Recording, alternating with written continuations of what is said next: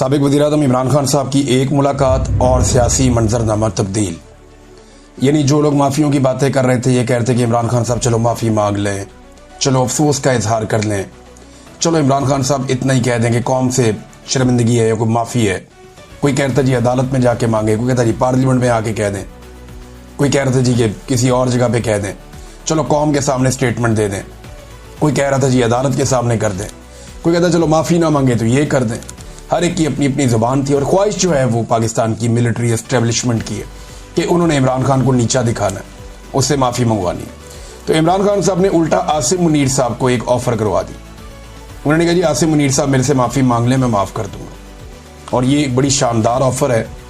अगर आसिम मुनीर साहब को ये कहकर डराया जा रहा है सियासतदानों की जानिब से कि इमरान खान बाहर आ गया तो आपको नहीं छोड़ेगा, आपके साथ ये कर देगा वो कर देगा, अगर वो खौफजदा हैं और परेशान हैं तो इमरान खान साहब ने क्योंकि अब ज़ुबान दी है तो वो इससे फ़ायदा उठा सकते हैं।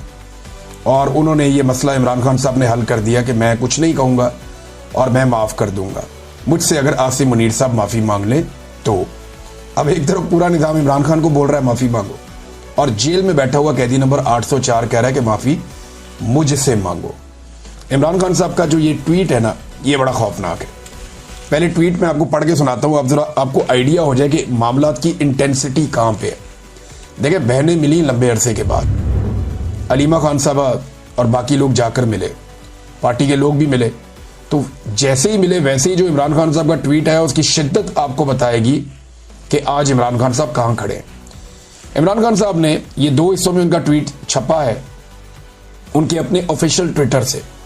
वो कहते हैं कि आसिम मुनीर, पहला लफ्ज ही आसिम मुनीर है। आसिम मुनीर में ताकत की बहुत भूख है, इसीलिए इसने बदतरीन आमरीत कायम कर रखी है। मुझसे माफ़ी का मुतालबा करने की बजाय आसिम मुनीर को मुझसे माफ़ी मांगनी चाहिए। 9 मई उसी ने करवाई जिसने सीसीटीवी फुटेज चुराई। इस वक्त 9 मई आसिम मुनीर की इंश्योरेंस पॉलिसी है। मुल्क में हाइब्रिड सिस्टम नहीं, आसिम मुनीर की डिक्टेटरशिप कायम है।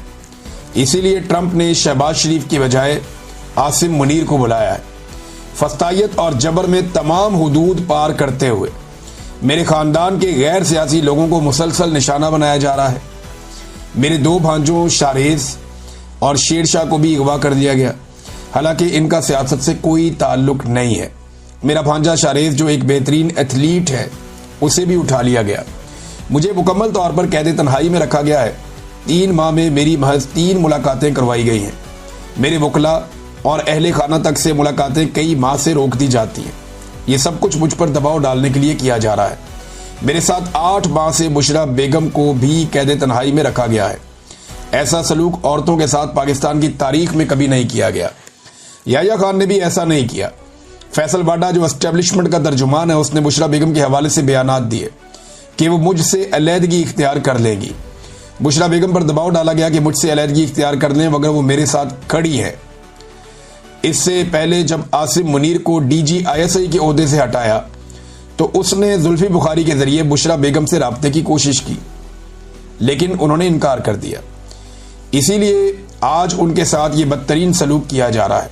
उन्हें कैद तन्हाई में रखा गया है। उनको ख़राब हालात में रखे जाने पर करंट लग चुका है और ज़ख्म आ चुके हैं। उनको इस्तेमाल के लिए गंदा पानी दिया जाता है। इन पर हर तरह का जुल्म जारी है। ये सब कुछ आसिम मुनीर करवा रहा है। इसमें ना कोई इखलाकियात हैं और ना इस्लाम की समझ है।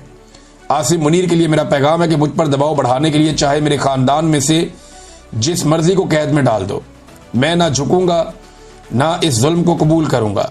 मैं अपनी हकीकी आज़ादी की जद्दोजहद हर हाल में जारी रखूंगा। आसिम मुनीर पाकिस्तान के साथ वो कर रहा है जो मोहसिन नकवी ने क्रिकेट के साथ किया है। अदलिया तबाह, मीडिया खामोश और पुलिस से ऐसे काम करवाए जा रहे हैं जिससे वो क्रिमिनलाइज हो चुकी है।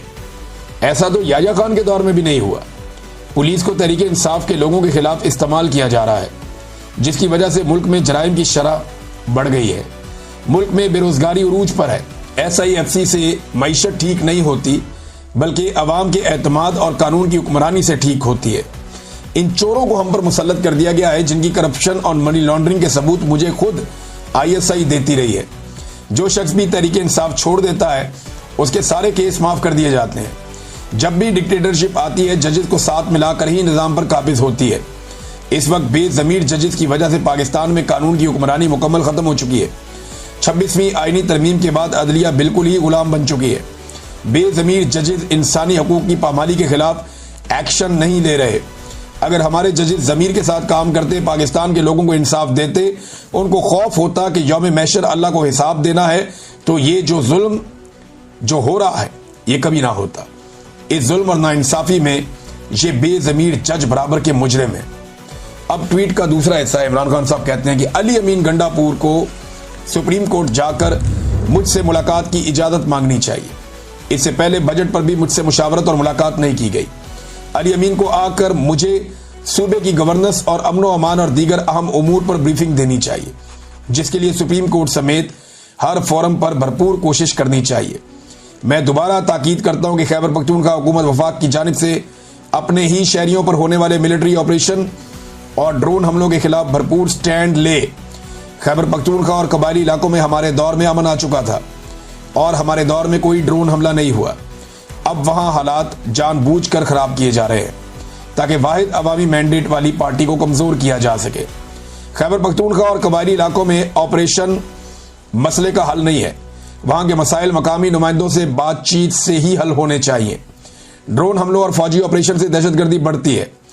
इन ऑपरेशन को ना ही अवाम की हमायत हासिल है, ना ही अवामी नुमाइंदों की और ना ही सियासी जमातों की। तो ऐसा ऑपरेशन कैसे कामयाब हो सकता है? अफगान मुहाजिरीन के साथ जो सलूक किया गया इस पर मैं शर्मिंदा हूं। वो हमारे मुसलमान भाई यहां पनाह लिए हुए थे, उन्हें ऐसे धक्के मारकर मुल्क से निकालना इस्लामी रवायात और इंसानियत के खिलाफ है। फैसलाबाद की अदालत की जानिब से एक और झूठे केस में हमारे 75 मेंबरान और कारकुनान को दी गई सजाएं इस जुल्म के निज़ाम को मजीद नंगा कर रही हैं। हम सबको इस जुल्म के खिलाफ इकट्ठे खड़े होना है। जब हम मिलकर मुकाबला करेंगे तो फतह हमारा मुकद्दर बनेगी। मेरी राय में 9 मई केसेस में झूठे इल्ज़ामात पर दी गई सजाओं के जरिए खाली कराई गई सीटों पर ज़िमनी इंतखाबात में हिस्सा लेना इन झूठी सजाओं को जायज़ तस्लीम करने के मुतरादिफ होगा। इसलिए पार्टी इस मामले पर गौर करके हतमी फैसले के लिए कल दोबारा अपनी तजावीज़ मेरे पास ले आए। हमाद अजहर का हल्का मियाँ अजहर की वफात के बाद खाली हुआ है। इस सीट पर हम इलेक्शन लड़ेंगे।